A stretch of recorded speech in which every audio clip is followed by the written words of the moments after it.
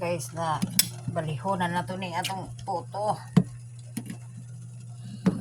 Ganito magluto ng putong kamuting kahoy. Yan, puto yan. Yan namin niluluto sa takore.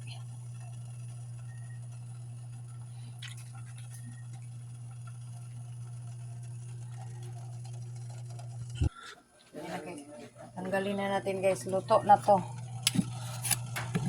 Luto na yan. Oh, ayan na siya. Tcharan! Chiririn din din din din. Chiririn din din. Ayan.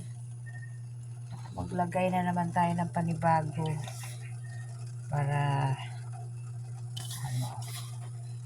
pang ilan na ito. Ito yung pagkain ng mga mahihirap sa probinsya. Potong kamuting kahoy. Yan na. Tapos tatakpan natin para hindi sumingaw. Yan lang. Ganyan lang kasimple.